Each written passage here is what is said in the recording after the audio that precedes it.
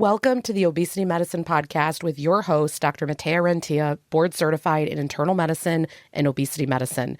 Here, we talk about a path to metabolic health, and we have real conversations about chronic weight management and living a full life. Just a reminder, I am a physician, but I'm not your physician.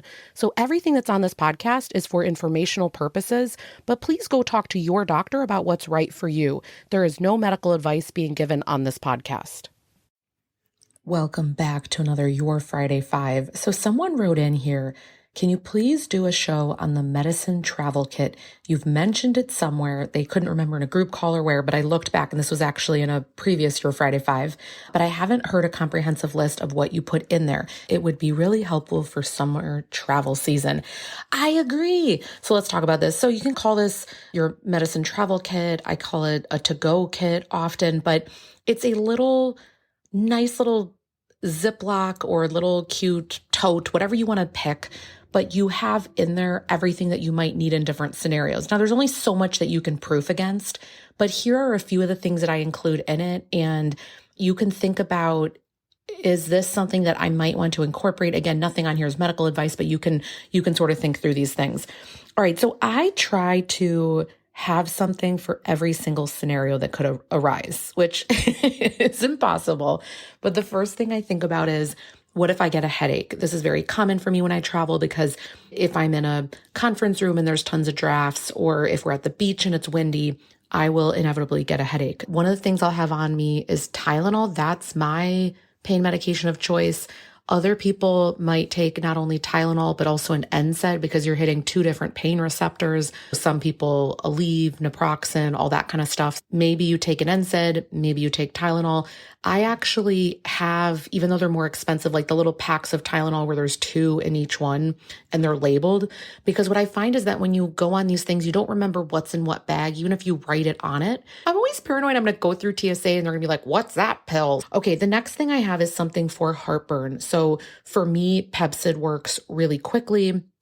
I'll use it, and within 20 minutes, if I have a really bad heartburn episode, because it's not something that I normally have, but if I eat the wrong food on these GLP-1 medications, sometimes it is horrendous really quickly. So Pepcid is something that I have a few on me. The next one that I have is if I have nausea. And so for me, that's Zofran. The other name is ondansetron. Again, this can come in 4 or 8 milligram tablets. And this is something that you can use about every 6 to 8 hours for nausea. Now, we don't want to be using this all the time, but I'm going to tell you the scenario that I just hear the most commonly occur with my patients. When you're going on these vacations, you inevitably go out to eat, whether that be pizza, Mexican food, you name it. And it's more greasy than what you have at home. Too much fat content can just lead to a disaster, and you can be super nauseous. It can also lead to some diarrhea. So that's another thing that we'll talk about. But being nauseous is really hard, especially when you're trying to go to sleep, or maybe you're in the middle of an amusement park and you still have the whole day that day pass is active for. And so I like to just have the one that dissolves under the tongue, just so that I can take it right away if needed. Again, I rarely need any of this stuff, but when you need it, you need it. So, so that's one. Again, that would be the only one that I'm talking about here that's prescription. It's that one. Okay, the other thing that I have on me is some Imodium. So this would be if there are loose stools, things like that. Now, I want to give a big disclaimer. Loose stools, we really don't want there to be an infectious etiology and you take this. So I really want to say always, no matter what the side effect, I really mean this. This is not just about being a disclaimer. You really always want to reach out to your doctor, because if there's concern that's an infection, the last thing we want to be doing is holding in all this stool, because part of sometimes the toxins coming out, you want that to happen. So for me, this is only something where I would use it in a scenario where I know that, like, I ate these fatty foods and suddenly now I'm kind of running on the toilet, but it's like the picture fits together. I'm going to be honest, I've not ever needed to use it, but I still bring it with me just in case. So that's if you're prone to having that diarrhea side. Most people are more prone to constipation. Okay, so the other thing that I have in there is Docusate Senna, like name brand would be Senecot. I have up to two stool softeners per day in there. Now, do I ever need it? No. But I bring it because I do not want to be backed up on a trip. If I need it, I'm going to have that stimulant if needed. So again, it's in my bag. All right. The other thing, and I'm sure I'm probably missing something. I should have actually gone and got my actual kit. The other thing I have are some alcohol pads. Now, it's not just about taking medication.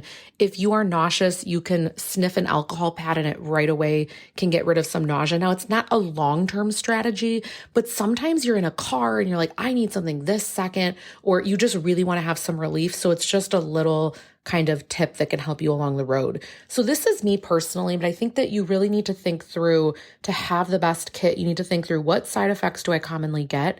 And then what typically helps me? And if you don't know, reach out to your doctor. Some people, for example, with nausea, they'll do really great with like a ginger chew or like, something, a lozenge, other different types of products. And so if that applies to you, bring the tea that works, bring these things. But for me, this is sort of the hit list of what always tends to work for me in different scenarios. And again, I need it very rarely, but it's one of those things where it's like, if you need it and you don't have it on you, it is a very not fun plane ride or time at the amusement park or whatever it is that's happening. And these things can happen really quick. So you can go from being totally fine to I'm totally nauseous. I just like to be prepared.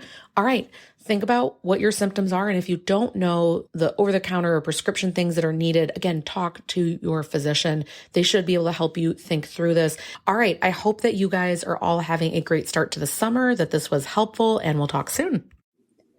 That marks the end of today's episode. But if you're newer to the podcast, I want to tell you about something that we have, and it's a free podcast roadmap. So this is perfect for any of you that are listening where you want to be directed to very specific episodes. So let's say that you are just starting out and you want to know, what should I do right when I start on the medications? Or you're experiencing certain side effects on the GLP-1s, or you want to know what to do if you're in a plateau, or if emotional eating is taking over, or if hunger levels are high. So we have many different categories of episodes that we've talked about, because there's a lot at this point. So if you want to be able to navigate that very easily, we have it broken down by category and also the episodes that are there, and we hyperlink to everything. So you can just click on it and find the episode, easy peasy. If you want that, you can go to rentiaclinic.com/podcast roadmap. We'll have it linked right here underneath the show notes where you're listening.